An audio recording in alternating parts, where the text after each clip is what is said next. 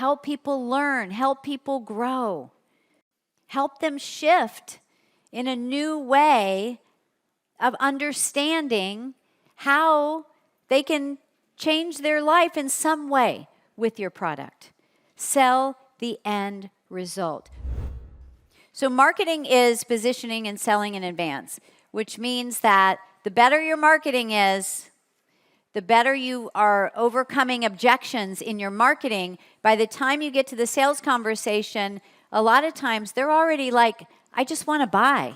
I mean, I'll buy things on Facebook.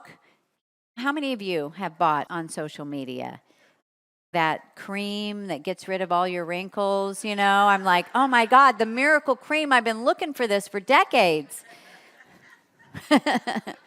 They did a great job on their marketing. Your marketing needs to be running 24/7. It cannot be stop, start. We talked about this yesterday.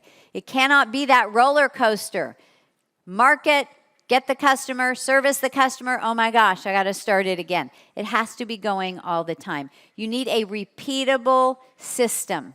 So whether it is those webinars that are happening all the time, or you have a sales team that's out there networking, or you have a schedule of conferences that your team is attending, like you need to double down on what it is you're doing and repeat those throughout the year.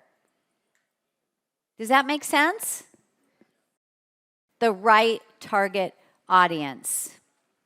All right, so let's think about this for a minute. I'd like you to write this down just on a blank piece of paper. Write down your 5 best customers, your 5 best accounts, customers, whatever, contracts.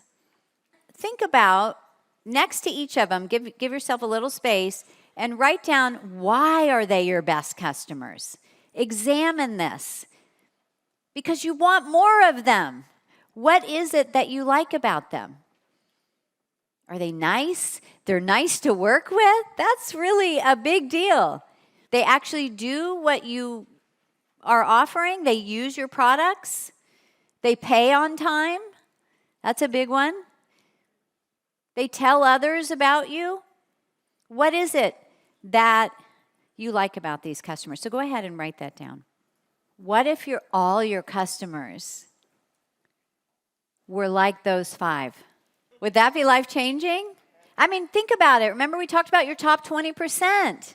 You want to look at your entire life this way. So how can you get more of those 5? First of all, look at where did they come from? Have you gone back to that? And go to those people. Have coffee with them. Say, you know what? I love working with you. I seriously love spending time with you. And they love you, obviously. If there's a mutual connection there. Would you mind if we sit down and brainstorm so you can... I'd like to learn more about some of the organizations you belong to. I would love to work with more people like you. Maybe you have some ideas for me. Right? Ask. And get to know them more. What is it? Really take the time to think this through. Go back to your team and really do a brainstorming session around this. Because there's a lot more people like those 5. Now, the next tool you have is the Perfect Client Decoder. And this is where you can sit down with your team and literally go dive more deeply into that perfect fit client for you. It's really powerful when you all say no to the wrong fit clients. And here's the other thing too, I just want to say. You may have clients that they're not a bad fit client, but are you offering them what you really love doing? Think about that for a minute. Because if you are working in your genius, which Gay talks about in The Big Leap, if you were living in your genius, how would you be spending your time and who are the customers that you would have? Are they more interesting projects? Are you really making a difference? Maybe part of your business is serving a customer base. They're not bad at all. It's just, it's a little bit of a profit margin. Maybe that's okay. but is it really tapping into your, what we call your shine factor? Like the thing that separates you in your company, like what Lori was talking about, your USP, your unique selling proposition. So if you were to only do those things that you absolutely love, what if you did more of that within your customer and didn't serve those other people anymore? Let's say you let go of some of those customers. Now, that might really hurt your revenue temporarily, very temporarily, because if you double down on those types of projects, customers that are exciting for you and your team, that would be life-changing, and your business would soar.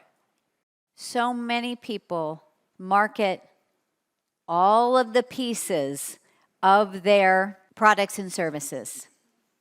It's not about the features. It's about the result. It's the result they're getting. That's what people want. If I'm going to buy that cream, I don't really care what the texture of it is. I just want to know it's going to get rid of my wrinkles.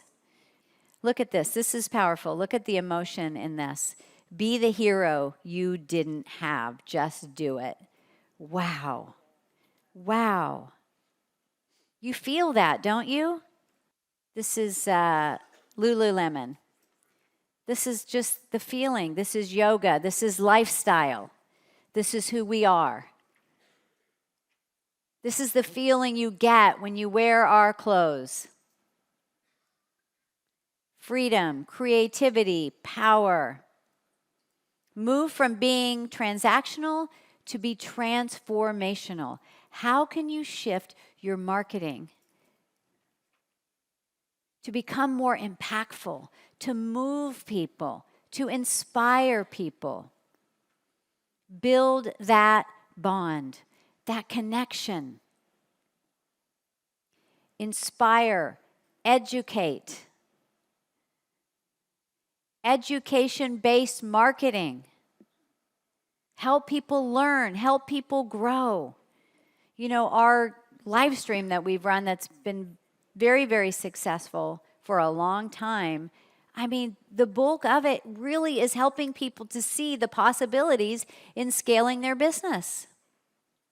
Help them shift in a new way of understanding how they can change their life in some way with your product.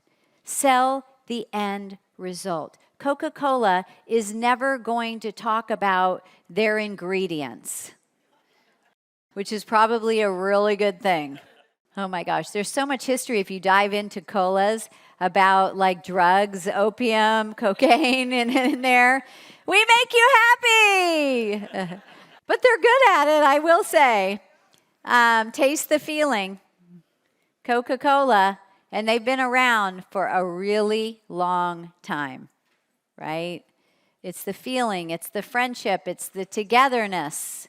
Harley Davidson does not sell bikes, they sell a lifestyle. What is it that your customers get from buying your product?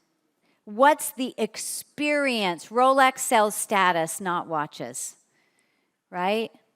Who you become when you wear a Rolex watch. And man, people, those things, people auction them. Like it really is, it's a big deal.